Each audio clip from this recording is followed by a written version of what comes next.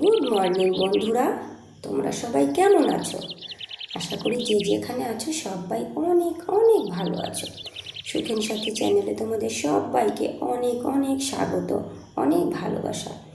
আমার ভিডিও যে যেখান থেকে তোমরা দেখা শুরু করেছো, কাছে এবং দূরে, দেশ এবং দেশের বাইরে, সবাইকে অনেক অনেক ভালোবাসা। দেখো ঘড়িতে বাজে এখন 6টা, আর আমি কিন্তু 6টার সময় উঠি।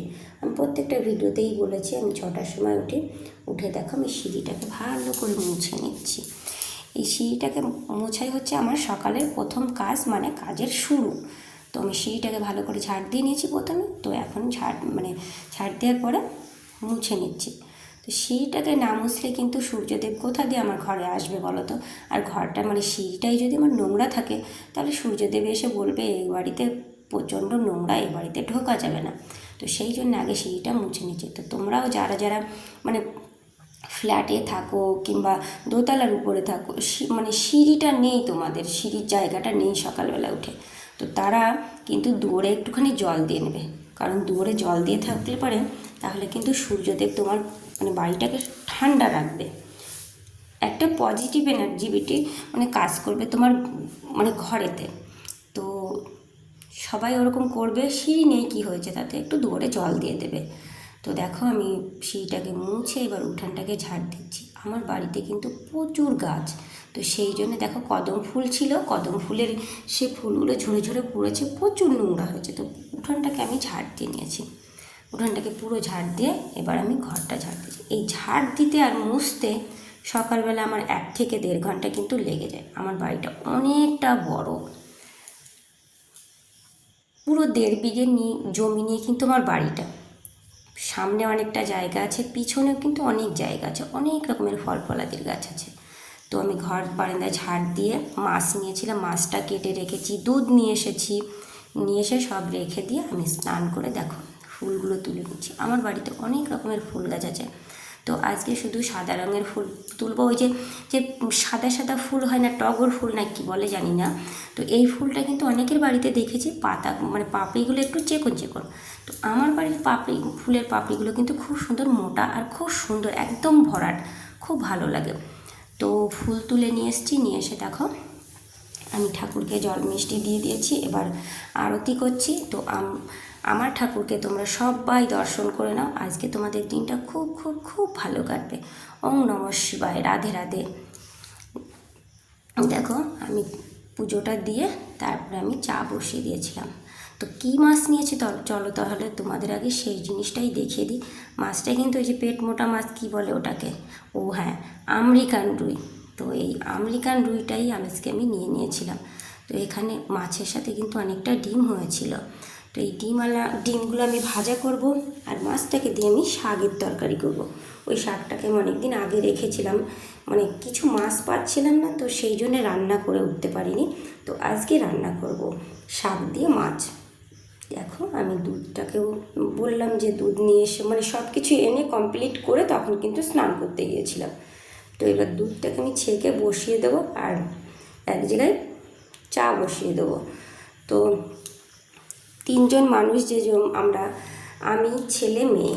ওর বাবা বাড়িতে থাকে না, তোমাদের হয়তো বলেছে কি না জানি না, তো আজকে বলে দিচ্ছি, আমার হাজব্যান্ড বাড়িতে থাকে না, ও রাজস্থানে থাকে। আমরা 3 জন বাড়িতে থাকি। আমার হাজব্যান্ড হচ্ছে ডাক্তার, ওখানে ডাক্তারি করে, আমিও ছিলাম।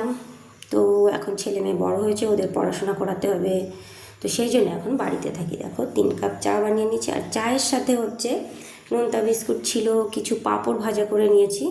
এবার আমরা 3 জন বসে চা খেয়ে নিচ্ছি। আমার ছেলে আবার এখন খাচ্ছে না, ওই প্রোটিন পাউডারটা খাওয়াই, তো এখন ওটা খাচ্ছে না, খেতে চায় না, ভীষণ বিরক্ত করে। তো সেই জন্যে 2 দিন চা দিচ্ছি, 2 দিন দুধ গুলিয়ে দিচ্ছি। কী করা যাবে, বাচ্চা তো সব সময় সব জিনিস পছন্দ করে না। তো এই চাটা খেয়ে তারপরে আমি রান্না করে নিয়েছিলাম, বললাম যে শাকের তরকারি করব। দেখো আমি মাছটা দিয়ে শাকের তরকারি করেছি, আলু সিদ্ধ করেছি, ভাত, আর রাত্রেবেলা পটলের কোপ্তাকারি করেছিলাম, তো সেটার একটু মশলা আছে। আর দেখো সেই মাছের ডিমটা ভাজা।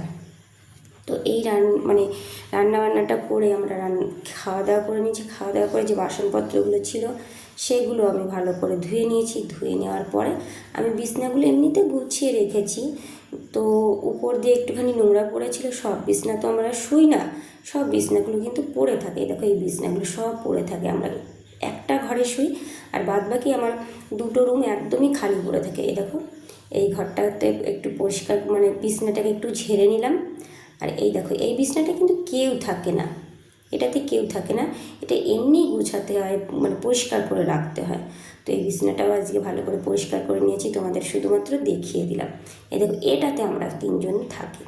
তো এটাও আমি ভালো করে দেখো গুছিয়ে নিয়েছি। তো তোমাদের শুধু একটা একটা করে দেখিয়ে দিচ্ছি।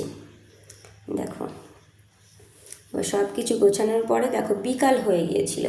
তো তার মধ্যে আমি আরও একবার গাটা ধুয়ে নিয়েছিলাম। তোমাদের সবাইকে বলেছি যে আমি 2-3 বার করে স্নান করি। তো দেখো উল্টো রথই বলো আর সোজা রথই বলো, রথের দিন কিন্তু চুল কাটতে হয়। তো সেই জন্য আজকেও আমিও চুল কাটবো। আমার মাথার চুল কিন্তু অনেকটা পরিমাণে ঝরে গেছে। কি করা যাবে বলো, এমনিতে বর্ষাকাল, আরও বয়স বাড়ছে, সেই জন্য মনে হয় চুলটা পড়ে যাচ্ছে। জানি না কী জন্য পড়ছে, তবে হ্যাঁ অনেক চুল ছিল, এখন একদমই অল্প চুল হয়ে গেছে, সেই জন্য কেটে ছোট করে রেখেছি। আর অত বড় চুল ভালো লাগে না। তো এটুকুই আছে, এটুকুও পছন্দ হয় না।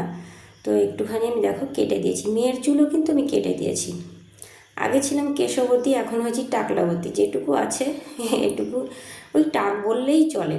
তো দেখো চুল কাটতে কাটতে আমার বাড়ির বাড়ির উঠানের সামনে যে রাস্তা, সেই রাস্তা দিয়ে জগন্নাথ দেব যাচ্ছে। তো যখন ঠাকুর আমাকে নিজে এসে দর্শন দিচ্ছে, তো আমি একটু দর্শন করে নিলাম। ঠাকুরের মায়া অপরম্পার, ঠিক না বলো? দেখো আমার দুয়ারের সামনে এসছে ঠাকুর আমাকে দর্শন দেওয়ার জন্য। আমি কতটা ভাগ্যবান তাহলে একবার মনে করে দেখো। দেখো আমি ঠাকুর দর্শন করেছি। ঠাকুরটা যাওয়ার 5 মিনিট পরে যে এমন বৃষ্টি হয়েছে কি আর বলবো, আমি তো ভেবেই পাগল যে ঠাকুর কেবল গেল আর এই বৃষ্টি আসলো। তাহলে এই মানুষগুলো যে এসছিল ঠাকুরের সাথে, তাহলে এই মানুষগুলো কোথায় গেল? এরা কি ভিজতে ভিজতে গেছে না কারোর বাড়িতে উঠেছে? দেখো কী পরিমাণে বৃষ্টি হচ্ছে। আর ভিডিওটি কিন্তু আমি আর বেশি বড় করলাম না। যে সমস্ত বন্ধুরা আমার ভিডিও দেখো তাদেরকে অনেক অনেক ভালোবাসা। আর যারা নতুন আসছো তাদেরকে বলবো প্লিজ আমার চ্যানেলটিকে সাবস্ক্রাইব করে আমার পাশে থেকো, লাইক করো, কমেন্ট করো, শেয়ার করো। আর তোমাদের কমেন্ট করতে কিন্তু খুব ভালো লাগে। আজকে এই পর্যন্ত আসি, বাই বন্ধুরা, ভালো থেকো, সুস্থ থেকো, নিজের খেয়াল